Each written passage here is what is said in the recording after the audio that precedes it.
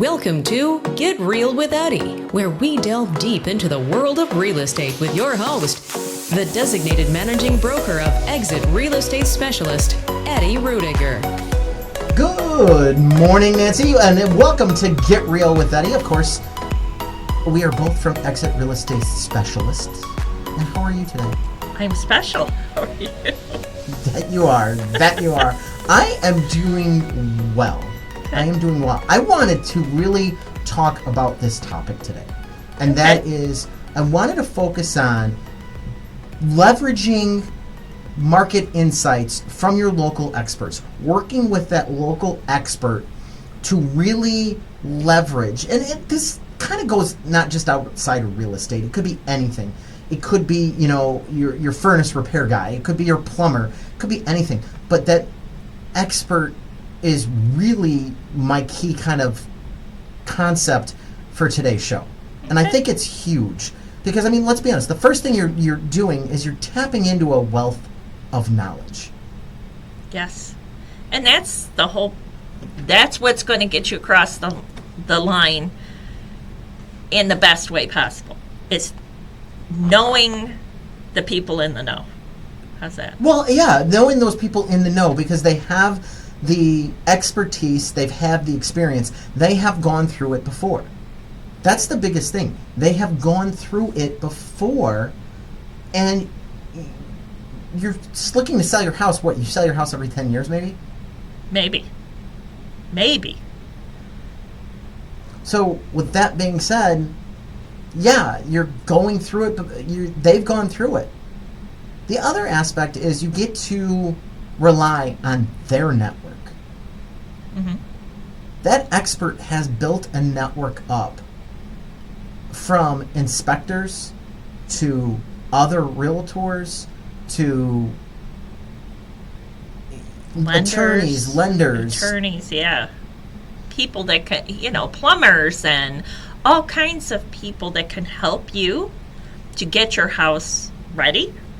So that network makes a huge difference. It truly does. Yes. So really to get to the heart of what's going on, you want to ask targeted questions to that local expert. From specific questions on the area, all right, pricing tolerances, what would be a competitor to your property? These are vital questions. Now, the area questions, that's a little hard. Sometimes agents can't answer those because depending on what you're exactly asking. Because you can get into some fair housing aspects. Yes. So, yes, sometimes they can answer depending on what your question is, and yes. Sometimes they can direct you to somewhere to get those answers. Yes. What's the school's scores? Is it a good school? Yeah. Is it a good school? I'm sorry, I can't answer that. Yeah. It's and too subjective. Yeah. It that has to go to a scorecard on the internet. Yeah, exactly. So, because that otherwise you're really asking for an opinion, and that is not the realtor's expertise, is whether it is or isn't a good school. Yeah. So, and that's the validated data with the expert. They're going to give you that validated data for you to overlook and go through. Hey, go here, go there for that data. Yeah, and maybe class size. Maybe it's when you say good school. Maybe it's you're concerned about class size. Where Absolutely. It's not as big a deal to me. So, you know what I mean? It's so subjective. There's so many qualities, but I can tell you the website to go to get that information. Yeah, absolutely. You make up your own mind. Yep. The next thing is really asking that local expert, all right, so what is going to be the discomfort factor? What is going to be the pain points? What is going to be the hard? And let's be honest, in selling a house, the hardest thing is taking the showings. Oh, yeah. That's going to be, if that's not a number one answer, I would be shocked. Look, you're going to have people requesting showings. I can put in there 1 day's notice, a 5-hour notice, whatever you want. They're still going to come through at with less than an hour. Hey, I'm standing in front of your house. I'd like to see the property. We were showing the house down the street and I saw the sign. I don't know why it didn't come up on our search. Well, probably because it doesn't fit your criteria, because you're looking for 4 bedrooms and ours is only a 3. That's 90% of the time, I swear. Yeah. But, Or they think it might work, so they want to look at it. yeah. Yeah.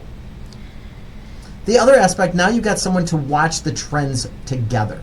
So if you're looking at a specific town or a neighborhood, you can turn around and focus and start watching, okay, what happened last month? What happened the month before? What's going on? You should be getting properties 6 to 9 months out before you even start searching. Because you want to get updated and you want to get familiar with the inventory. You want to get updated and familiar with what is going on in the market. Yeah. So you can then monitor those trends with the agent and understand what's going on. And you want to tell your story to the agent. Let's be honest. The agent should know why you're looking to move. This is your agent. They work for you. Well, and what's important to you. Because maybe it's getting the house sold quickly is more important. Yes. You'll take a $5,000 hit if you can get out in 2 weeks. Yeah. Because you might have a contract on a buy and you have to hit that deadline. Right. So it's not about the money, it's about hitting the time frame. Right. Or you're starting a new job out of state and you need to get the house sold so you can get settled into the new place. Yeah. Yeah. That absolutely. So it's huge, and that gets into, compensation, incentivizing. What are you looking to do? Are you looking to offer closing costs? Are you willing to pay a part of or all of the buyer's agent's compensation? A home warranty. A home warranty. Oh my God, that is genius. Let's be honest. Home warranties, I think, are huge if you're offering that in your listing. Yeah.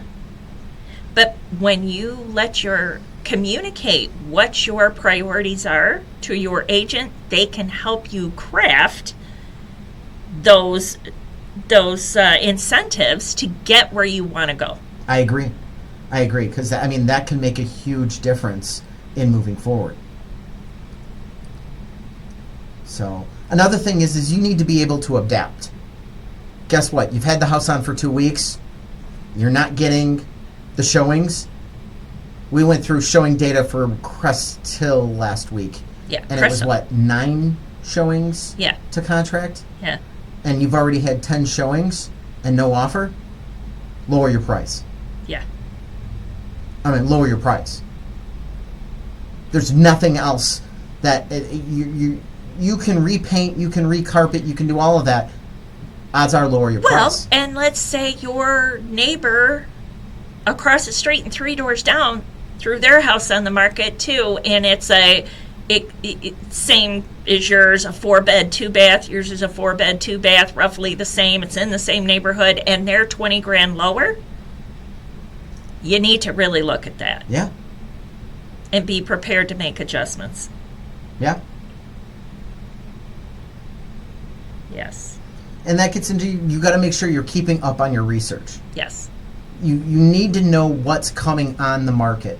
If you have your house listed right now, and your agent should be sending you everything within 3 miles that is like your property. If you are a 3-bedroom, 3-bath, they should be emailing you everything that's 3 bedrooms, 3 baths within 3 miles. Why 3 miles? Because buyers don't necessarily look in a neighborhood.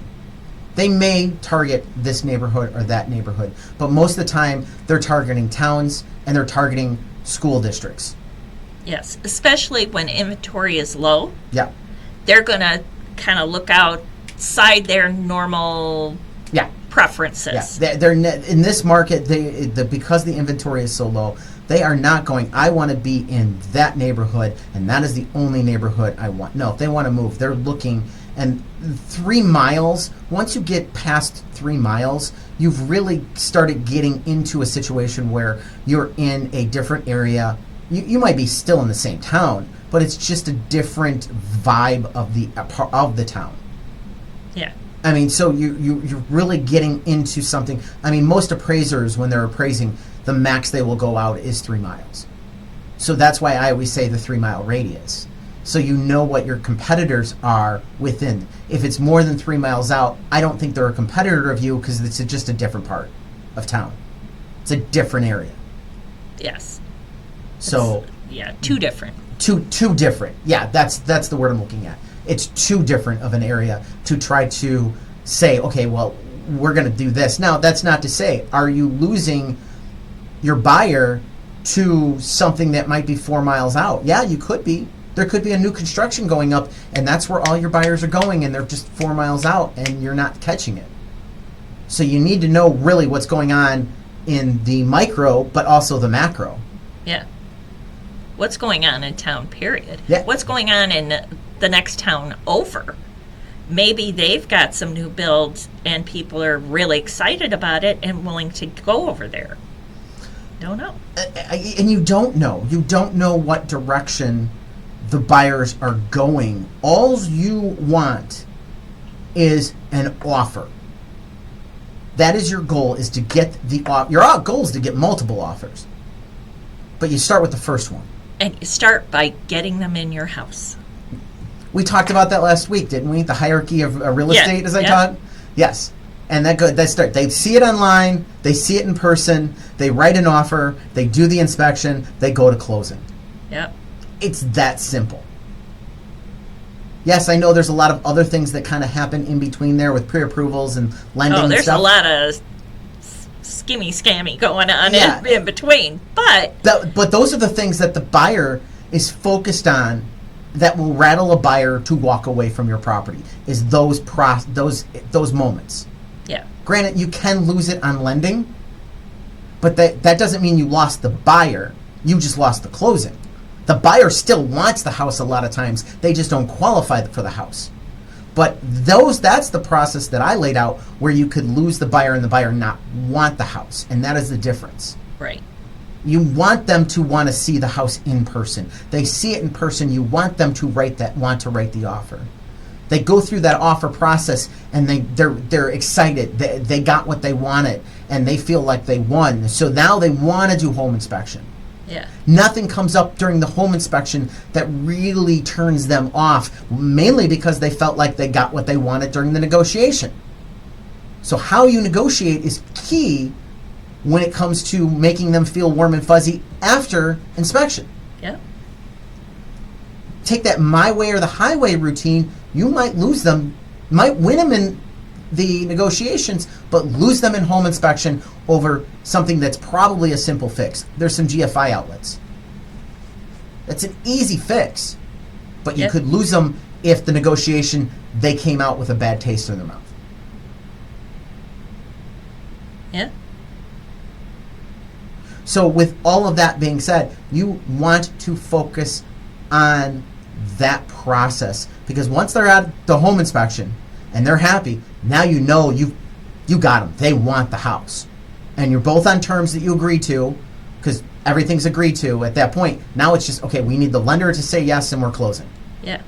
Now they're just, you've got it mixed in the bowl and it's in the oven, so it's just got to cook. It's in the oven cooking. It's just got to cook. Doesn't mean it can't go flat still, because as a seller, can you do some stuff that really messes it up? Yeah.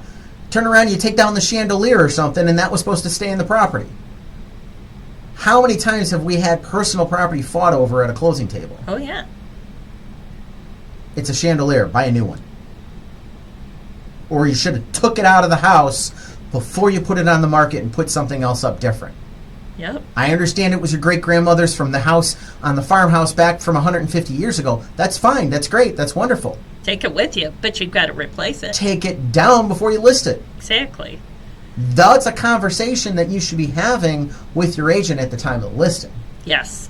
Absolutely. So, I mean, and the market's in a really interesting aspect right now. We're seeing month supply for our local area still low, but rising. Yes. How fast is it rising is going to be the question. Exactly. So, I mean, that's the kind of the aspect that you have to look at. The beautiful thing is you have more homes to look at right now if you're a buyer.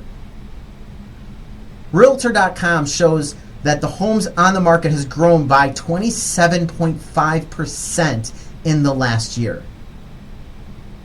Now that's more than we are. We're about 15% Yeah, I up. was going to say, we're not at 27. No, we're about 15% up.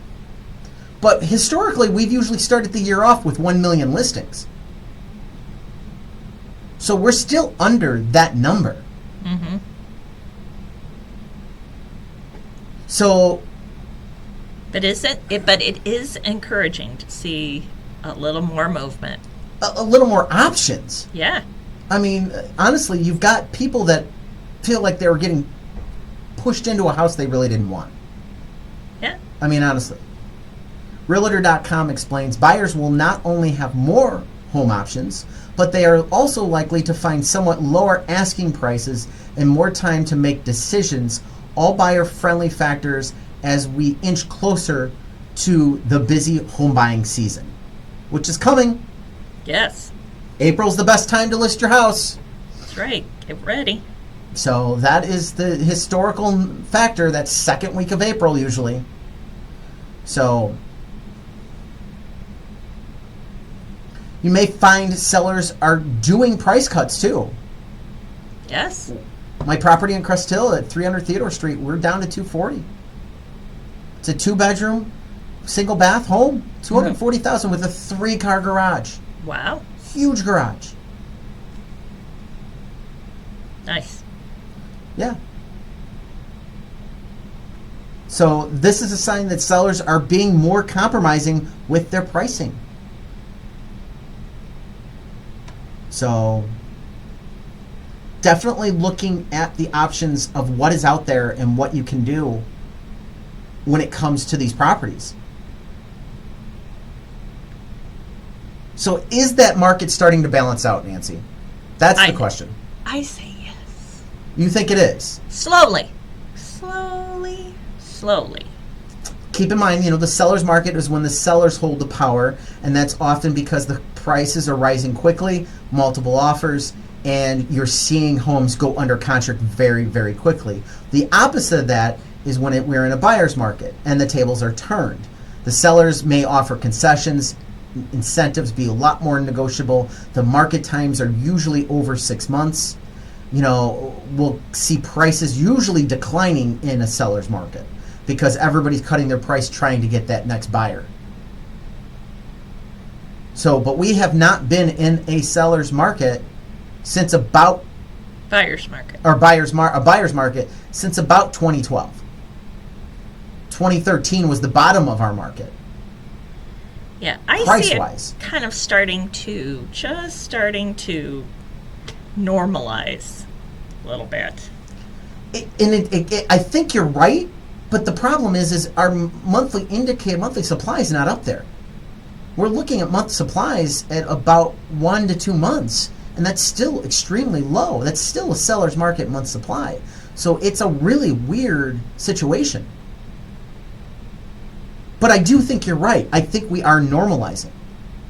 Yeah, I don't see it being the hair on fire it was.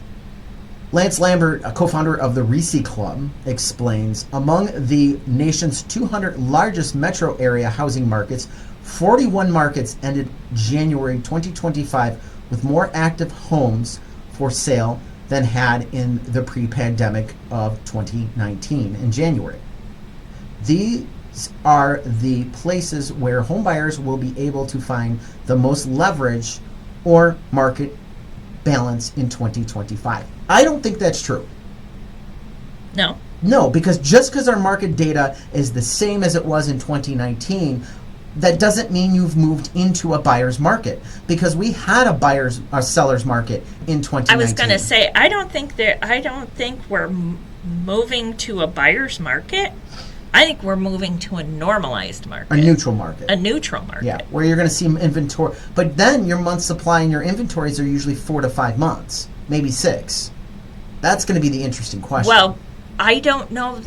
I think it's going to take a long, long time to get there because of the shortages.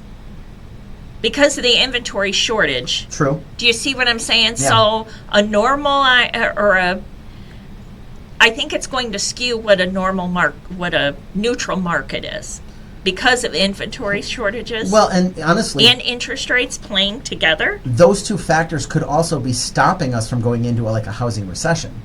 You know what I'm saying? Because if those two factors weren't at play, if we didn't have an inventory shortage right now, we could be seeing, massive price decreases. Yes, because of interest rates and Yeah. stuff. I think it really you would have seen it. Yeah. Yes, absolutely. So, the markets they get into markets where sellers and buyers have the power right now. We're kind of neither. It doesn't have us listed on either one of the top 10 of that. I would still say sellers have the power here in our market for the moment. Slightly. But There's a slight edge. I think it's a very slight edge. And it comes down to pricing. Mm-hmm. It really does come down to pricing. So, Because buyers just, bottom line, aren't buying if they're not happy with the house. They're not buying it. no, they're not buying it at all. I don't want Joliet Township. I want Joliet City. Hence the reason why we see lower closings. And let's take a look at that. So, sales price for Joliet on the median is $260,500. It's been pretty consistently moving up since 2015. Looking at the same bar graph style we looked at last year, going back 10 years. I like that 10-year trend line that we've been doing because we can see the trend line. It's still moving up pretty consistently. Very steady. Steady. In Joliet. Very steady. Yes. No jumps. Really No. steady. So you're looking at 6.3% increase from over February of last year on the median sales price. On the average, you're up 5.6%. Again, steady growth on the average, 265,407. Market time. Let's do the market time is 12 days in Joliet, and that has been pretty low. Our bottom was kind of like 7 days in January of 2022, and it's still only back up to 12. We came off of the pandemic and it just kind of tanked, and we've been sitting down in that low market time 12 days on the median. The average is 30 days. That's down 11.8%. There was a small peak in 2023 looking back, and it's come down steadily, and that peak was about 37 days. So going back to 2019, keep in mind, January 2019, it was 53 days in there, 53 in February of 2019. So, the numbers look pretty good on where that trend is. That month's supply that we always talk about. Crunching the numbers. Yeah, hit resale only. Oh, sorry. Thank you. I don't think that's I just gonna be- noticed. But that's going to skew month supply. Month supply with taking only resale, yes. It's crunching the numbers. It's thinking. 1.2 months, and it's been pretty steadily around that number. It ticked up slightly. Oh, wow. It ticked up slightly back in November to December to 1.2, and it's been sitting around 1.9 to 1 since going all the way back to June of or May of 2021. So it's been sitting at that month's supply. 0.9, 0.12. It hasn't been to 0.12 since May of 2021 or April of 2021. So we're up 33% since last year, but it's such a minor tick up. Again, I'm not concerned. Oh, no. All right, No. Let's do this. Let's take a hard break, and when we come back, let's finish the numbers to Joliet, and then I want to talk about we'll talk about your listing. I've got a listing. We got I'd a like new to listing. talk about it. We're going to do that too, and we'll go and we're going to talk about should you be buying a home right now. So keep it here with Get Real with Eddie. Welcome to the Lions Club. Being a lion means knowing that kindness matters. We believe in changing the world by serving the needs of our local communities. More than 1.4 million lions around the world are responding to local and global challenges with kindness and care. Come volunteer with us. Your Lions journey starts here. The Crest Hill Lions Club invites you to reach out to your local Lions Club to learn about how you can be a part of a community and bringing passionate, kind-hearted people together to serve local needs. They build relationships that lead to opportunities. In short, when lions serve, life improves, and the community grows. Grow with us. The Crest Hill Lions Club would also like to thank our sponsors who help with our yearly events, such as the car show and picnic at St. Joe's Park, and those who attend and support our Easter egg hunts, Shanahan Bingo, and many more events. The Crest Hill Lions Club meets the first and third Thursdays at 6:30 p.m. For more information on being a lion, go to lionsclub.org to start your journey today. That's lionsclub.org.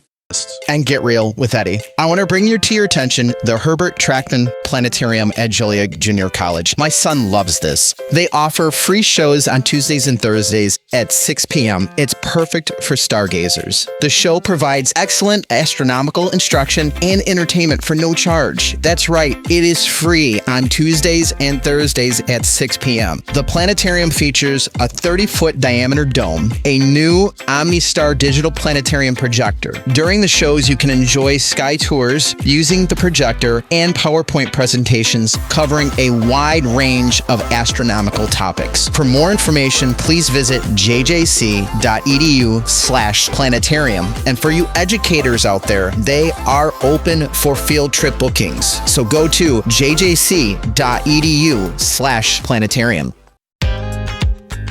Are you ready to make your next move in real estate? Look no further than Exit Real Estate Specialists, your innovative leader in the industry. At Exit, we're not just about transactions. We're about building relationships and fulfilling dreams.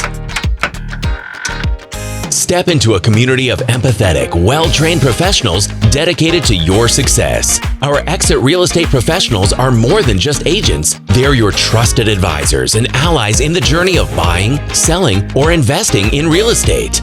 Whether you're selling your home or searching for your next investment, trust Exit to provide an excellent experience from start to finish. Our commitment to putting people first means you receive personalized attention and support, ensuring your real estate goals are met with success. Call us today at 815-823-5478 or visit exitrealestatespecialist.com to learn more.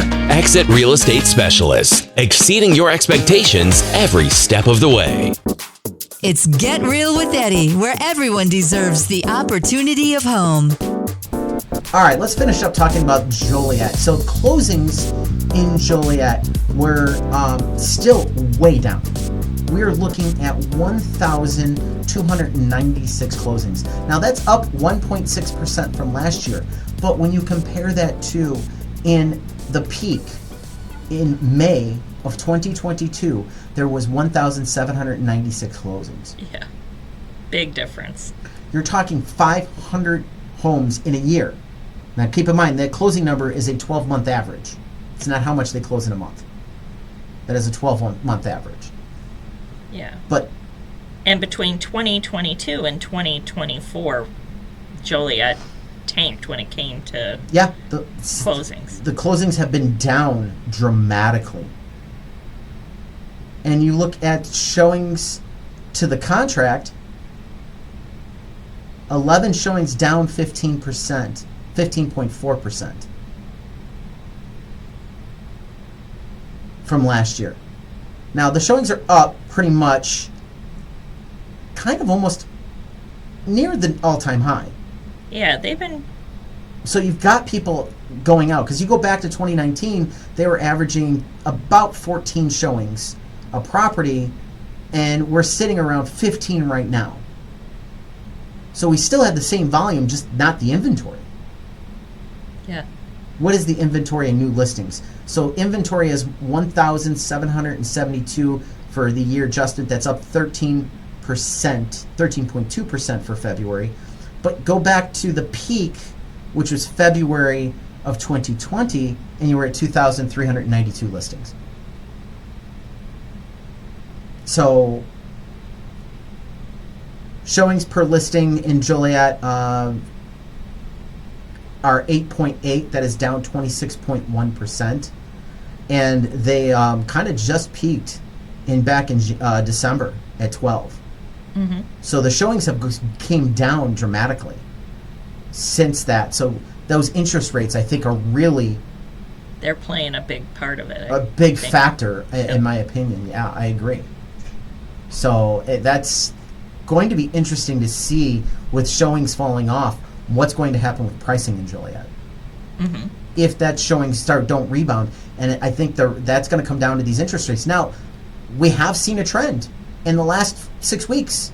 It's like 4 or 6 weeks. The interest rate has been ticking down. Yeah. Yes, it has. It's just ticking down really slow. Seriously, it's like it's not taking the stairs down. It's crawling down the stairs.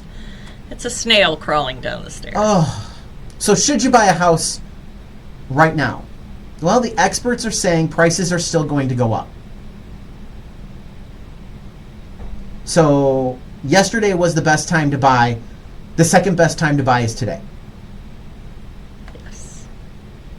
The increase they predict from the Home Price Expectations Survey from Fannie Mae is a 3 to 4% increase for this year.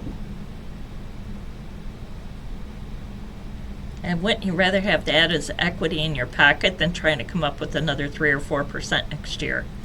Just saying. I agree. I mean, because when you look at the 5-year trend, they're looking at, okay, so here's what their trend is. From December Q4 of 2024, 3.78, 3.63, 3.71, 4.3, 4.12. So you're looking at 3, 9, 13, 17, let's say an 18% increase. In the next 5 years. In the next 5 years.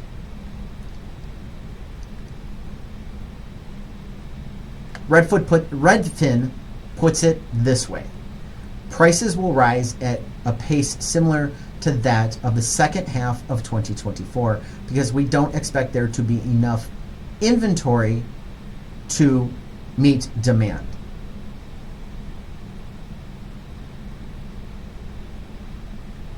And it's going to take years to get this inventory issue squared away. I can see that. I can completely see that. I mean, just because of the factors that played into the inventory issue. Yeah. I mean, I can completely see that. All right, so you got a new listing. Tell me about our new listing. I do have a new listing. It's at 1804 Oakwood Lane in Joliet. And it is a 3-bed, 1-bath, about just under 1,200 square feet. Everything is 5 to 6 years old or newer. So windows, flooring, appliances, everything. That's awesome. Fence, brand new fence on the backyard. Everything's looking great. It's a wonderful house, and yeah, it's gonna go quick. What's the price range? It is $250. $250. Yes. That is awesome. That is going to move It's a great deal. very, very quickly. So Yes. Yeah, so check that out. Don't forget, we have, as I said earlier, 300 Theodore Street in Crest Hill, also at $240, and that is a 2-bedroom, 1-bath in Crest Hill with a 3-car garage. You're looking at Lockport High School. And the home has both central furnace, gas, and radiator heat. So it's got an interesting mix on the heating. Yeah. They had radiated heat. They didn't take out the radiated heat. They just, when they went to go change out the AC system, they're like, well, you already got the ductwork, and they were like, it'd be cheaper just to put in a full furnace AC than a separate AC. Okay. So that's what they did. Wow, okay. So, and they've got hot and cold water that runs out to the garage. So offering heat. It's so really That's nice really split shop. nice. Yeah, it's a walk up into the garage aspect for storage. So just over 1,000 square feet on that property. So definitely want to check that one out. Yeah, if you have a workshop or you have parties or whatever, having water in the garage, that's kind of nice. Yeah, absolutely. Pre-approval letter. Mm-hmm. Talking about being able to leverage something, I think you need to have this pre-approval letter ready to go and done. Because there are so many factors that it gives you an advantage. So this is going to come into play, and the things that impact your pre-approval letter is your debt to income ratio, how much money are you making versus your spending, income and your employment status, your credit score, and that gets into your payment history. All these things affect that pre-approval letter and you getting pre-approved. Yes. But you got to be able to have that letter, because no one is looking at your offer without that letter. I mean, would you, as a listing agent, with that brand new listing you have, would you turn around and take an offer without some type of pre-approval? No, absolutely not. Yeah. You want to talk to a lender. Let's be honest, you don't even want the paper. You want to talk to the lender and ask some questions. I got questions. I want to verify that information. Yeah. And if you don't have a lender, or you don't have, okay, you're buying cash, you better have a balance sheet that I can take a look at. I mean, I got to see where you're coming up with this money. It's an awful lot of money to just whimsically say you want to buy a house. I have a genie in a bottle. And Exactly. I mean. But that's the thing. I don't think there are still people out there that are looking at property without a pre-approval letter, and you're just wasting your energies and your efforts, because in this market we are still seeing houses go under contract. So if you're walking into a house, you're not pre-approved, it's going to take 3 days to get pre-approved, maybe a little bit longer if there's some issues. By the time that's all said and done, that house you fell in love with is under contract. Yeah, You it's gone. missed the boat. It's gone. I was literally showing a house the other day, and we no more set foot outside of the house, and I got a text from the agent wanting to know if we were interested in the property, because she had offers and they wanted to decide what's going on, and we were the last showing. That was nice that at least they gave you that notice. Yes, she gave me the, well, I mean, it's smart. I think so. To represent your seller that way, you want to make sure. Yeah. And my client was not interested at the time, but had she been, and she didn't have a pre-approval, what are we going to do? You're missing out. You're not getting an offer. Totally in. missing it out. Because by Missing the boat. time you get the pre-approval done, yeah, it's not. There would have been no waiting. You think they're really going to wait on us? No. We would have to have such an awesome offer, and I'd have to do some serious talking. Yeah. Well, and here's the thing. It's not a matter of, why can't they wait? Well, because they don't want to lose the other offers. They don't know what your offer is, and they don't know if your offer's any good because you're not pre-approved. Right. Bird in a hand. And Yeah. how long can they put it off? They've got these other offers. Yeah, you got to get ready. And you need to talk to that lender, because let's say something crazy comes up that was not even your fault, and it's a mix up with a name, and it's the wrong, it's the wrong Tommy Smith, Yeah. and it got put on your credit. Yeah. Or something's crazy. I mean, you need to have this stuff all settled. You do. All right. Let's hit the break. When we get back from the break, I want to talk about this whole heading back to the office.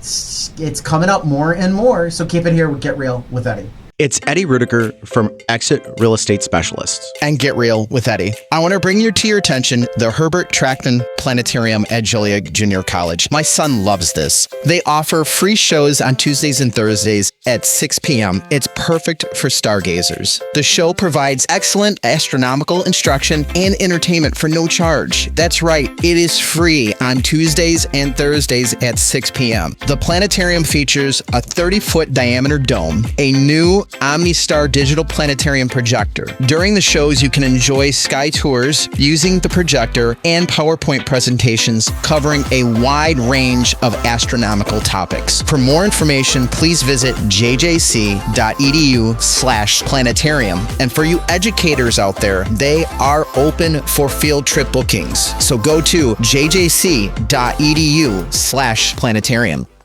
Welcome to the Lions Club. Being a lion means knowing that kindness matters. We believe in changing the world by serving the needs of our local communities. More than 1.4 million lions around the world are responding to local and global challenges with kindness and care. Come volunteer with us. Your Lions journey starts here. The Crest Hill Lions Club invites you to reach out to your local Lions Club to learn about how you can be a part of a community and bringing passionate, kind-hearted people together to serve local needs. They build relationships that lead to opportunities. In short, when lions serve, life improves, and the community grows. Grow with us. The Crest Hill Lions Club would also like to thank our sponsors who help with our yearly events, such as the car show and picnic at St. Joe's Park, and those who attend and support our Easter egg hunts, Shanahan Bingo, and many more events. The Crest Hill Lions Club meets the first and third Thursdays at 6:30 p.m. For more information on being a lion, go to lionsclub.org to start your journey today. That's lionsclub.org. Are you ready to make your next move in real estate? Look no further than Exit Real Estate Specialists, your innovative leader in the industry. At Exit, we're not just about transactions. We're about building relationships and fulfilling dreams. Step into a community of empathetic, well-trained professionals dedicated to your success. Our Exit Real Estate professionals are more than just agents. They're your trusted advisors and allies in the journey of buying, selling, or investing in real estate. Whether you're selling your home or searching for your next investment, trust Exit to provide an excellent experience from start to finish. Our commitment to putting people first means you receive personalized attention and support, ensuring your real estate goals are met with success. Call us today at 815-823-5478 or visit exitrealestatespecialist.com to learn more. Exit Real Estate Specialists, exceeding your expectations every step of the way. The face for radio, the heart for real estate. It's Get Real with Eddie. Do you have anybody moving because of jobs? I don't have anybody. You got one right now. Okay. I don't have anybody moving because of necessarily a job. And I don't have anybody really moving. They just want it to be more convenient. It's not an out-of-state move, but it's like just a little more convenient move. I have a client that is moving, and because they have to go back to the office, that has changed their search. Because they originally were looking in some areas, and now those areas, the commute time has become too much. All right? Time on the train is too much. So they've changed their search in certain areas and what they're looking for because of the commute time. And that has affected what they're looking for and what they're looking to do. So, I mean, it's a big aspect of this. So, I mean, but you're seeing a lot of individuals heading back into the office. And because of it, people are looking to move. Yeah. So, according to data from Bright MLS, more than half of workers surveyed would have to rethink where they live or deal with long drive times if their job enforced a return to office policy. More than half. So 11% would definitely move. 15 are probably. 25% are no, but I would have a long commute. So 25% are going to just eat the commute. And then 49% are, no, I live close to work, I'm fine. So those people that know, but I'd have a long commute, no, go for a couple of years and see how many of them decide to list after all. I give them 2. I give them 2 years of doing that commute. Yeah. Especially if it's a commute where you're talking an hour to an hour and a half commute. Oh, anything more than 45 minutes? Yeah. Yeah. Because you're just, The nice thing about a half hour to a 45-minute commute, you do get to decompress in the car on the way home. Yes.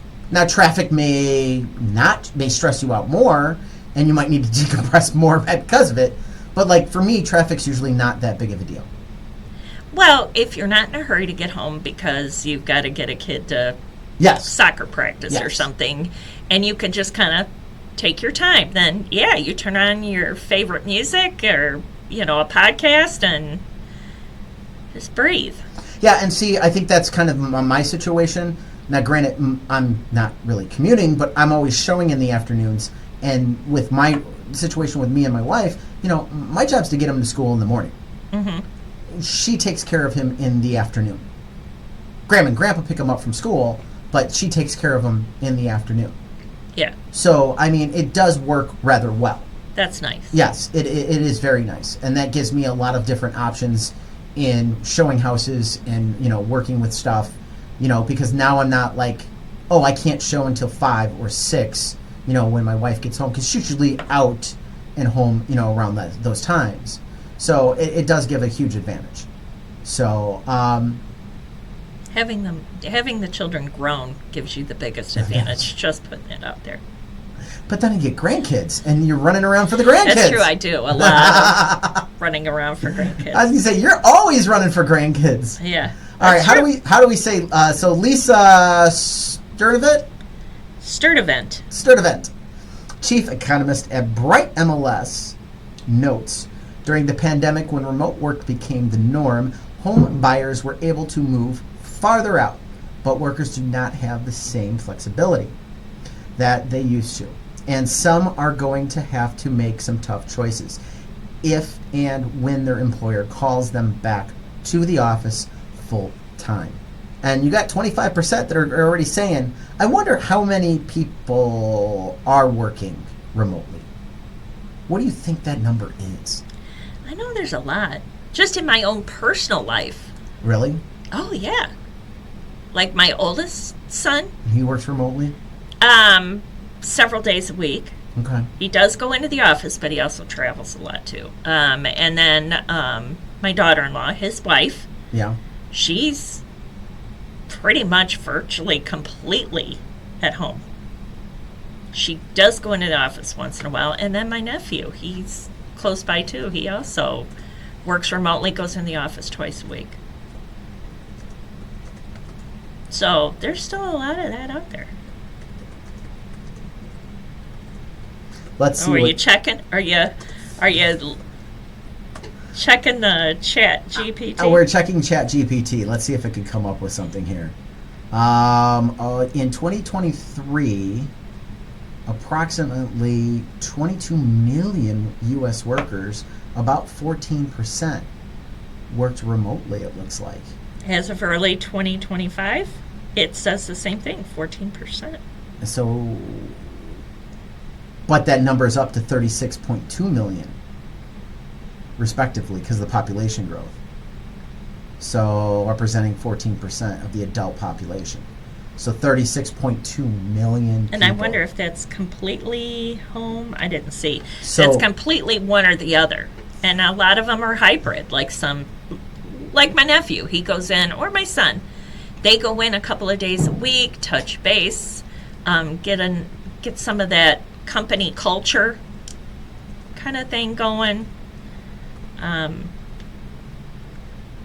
So if you have 36.2 million, and this is saying 25% would have to move,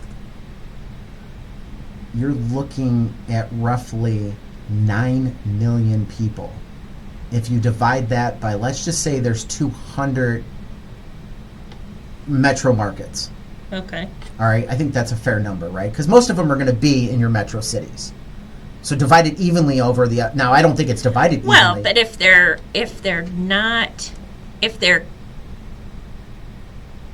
completely remote, they don't have to be in the metro area. True.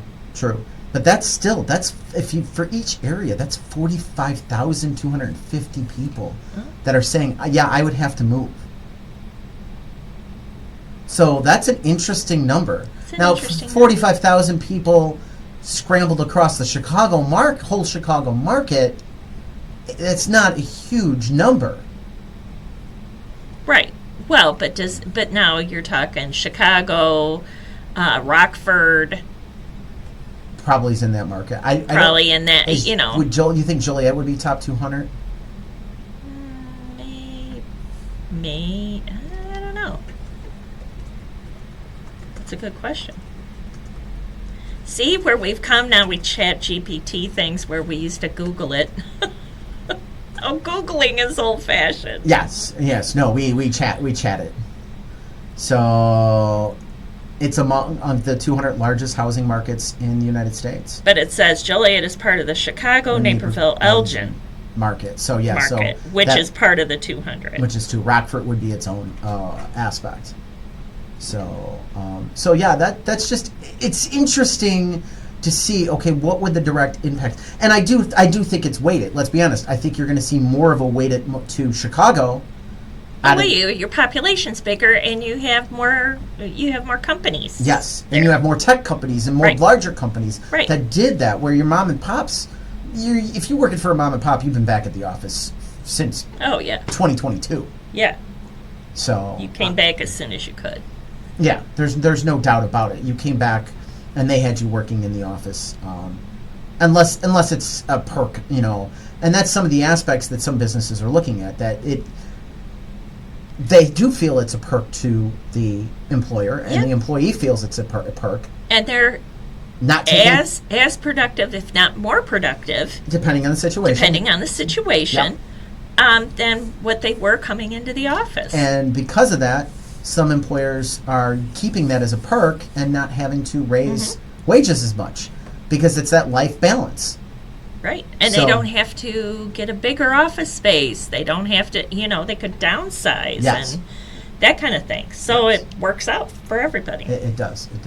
All right, that wraps it up for Get Real with Eddie. Don't forget, check us out online 24 hours a day, 7 days a week at GetRealWithEddie.com, talking about your largest investment, your home. Thanks for listening. Eddie Ruettiger is the designated managing broker and owner of Exit Real Estate Specialists, located at 2750 Caton Farm Road, Joliet.